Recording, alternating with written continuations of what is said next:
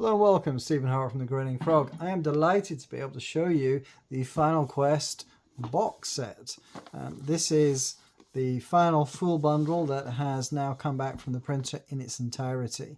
So in this you get a Final Quest box. Obviously you can keep Final Quest 1 and 2, and when we do 3, maybe you want to put that in here as well, who knows. So there's a box for everything. We have the Fiana's Quest expansion cards. We'll look at those in a minute. We have the main game cards. And now we have a couple of items that were specifically as a result of Kickstarter stretch goals. So the expansion booklet was never intended to actually be printed. This was simply going to be a PDF and card option. But we had the opportunity to print them, so we did that for you. That will not be reprinted. So if you get one of these, you're getting something that will not be coming out again. We have the physical card guide. Now this is a card guide. It's also a little bit about just my thinking on some of the cards and where some of them came from. We've got a favorite character of mine who shows up, not him, this chap. So that sort of thing. There's a bit of a trivia about different things, thoughts on a particular card, and also explanations. Should you, if we thought a card needed a little bit more of explanation, we put it in this card guide. So hopefully that will be very practical for you. We are giving you 3 reference cards, 2 of which are double-sided. So those will really help you out when you're playing the game. Just put them on the table next to you and you can refer to them. There is an art card. There is the game mat, which is not required for play, but I have to say, A, it looks really quite nice, and also B, it's quite practical in terms of knowing where to put your cards. Just helps keep you in sync as you're playing the game. So I use it when I'm gaming it.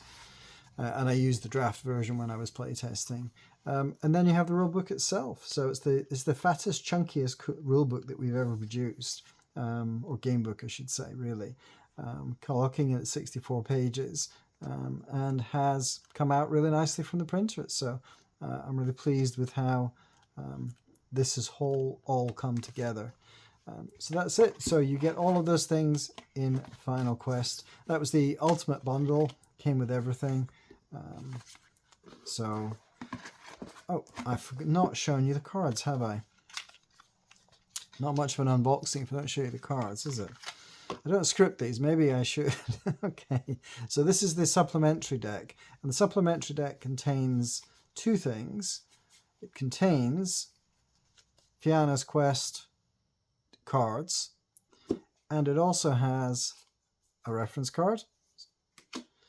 That's specifically in terms of Fiana's Quest, and it's guiding you through it. And then you have the spell cards. So these are a handy reference for if you learn the Dark Mirror spell, then take this card and put it next to your character sheet, and you will know what that spell does without having to look it up in the book.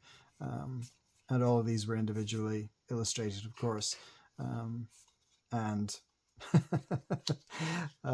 It has been remarked in the office that I have looked somewhat like this woman on occasion when printing errors have occurred. They do not make me happy. But no printing errors with these. It all came out beautifully. So I'm really pleased with it. It feels silky smooth. It's a really good stock. Absolutely over the moon with this particular card deck, I have to say. And with the main card deck, which we can look at now.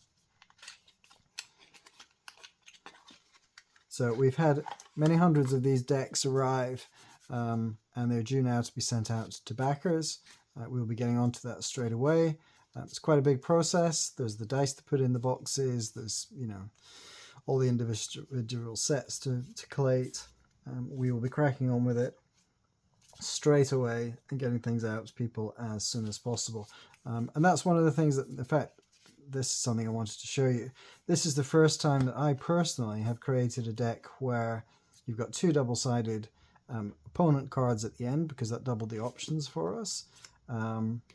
Those are, again, end quest, double-sided for extra content. You've got item cards, you've got day cards,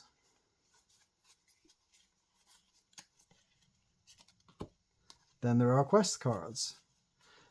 So you break the deck up into different mini decks, which I've not personally done before when I've designed a game.